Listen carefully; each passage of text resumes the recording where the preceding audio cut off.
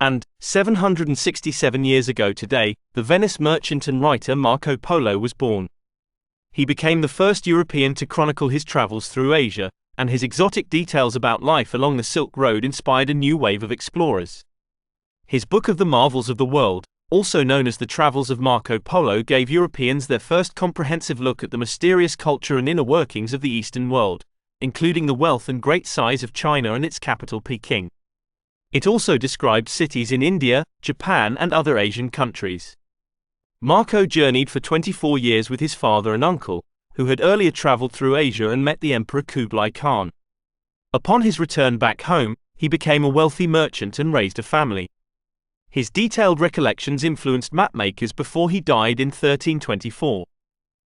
Harriet Tubman fled the plantation where she was enslaved, escaping to freedom in Philadelphia. Traveling at night, so she would not be seen by slave catchers, she followed the North Star that guided her 90 miles toward the Mason-Dixon line. Once passing over that border from Maryland into Pennsylvania, she would be free. Because all her family and friends were still enslaved, she subsequently undertook 13 perilous missions back to the state to bring more than 70 people to freedom and help them find work. In her later years, Tubman was an activist with her friend Susan B. Anthony in the struggle for women's suffrage and established schools that would educate freedmen in South Carolina. After her death at age 91, she was buried in a ceremony with full military honors.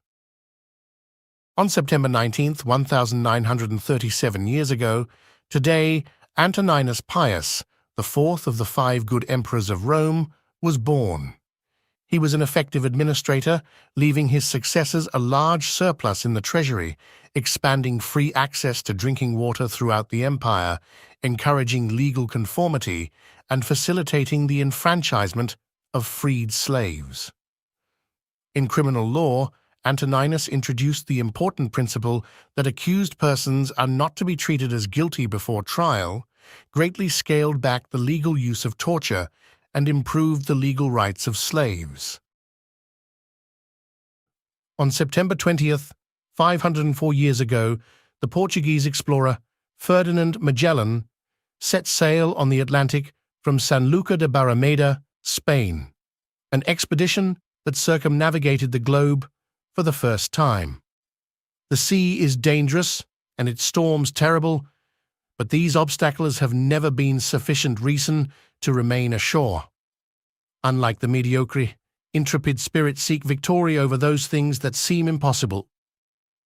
It is with an iron will that they embark on the most daring of all endeavors, to meet the shadowy future without fear and conquer the unknown. Ferdinand Magellan. September 21st, happy birthday to Bill Murray. A recipient of the Twain Prize for American Humor, Murray has become beloved not only for movies like Groundhog Day, Caddyshack, Scrooged, and Ghostbusters, but for his spontaneous interactions with unwitting fans on the street.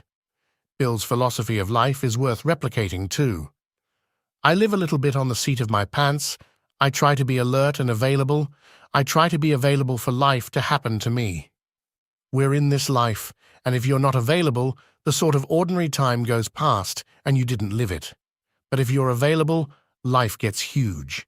You're really living it. Thanks to Bill Murray to giving us some of the best medicine in life, laughter.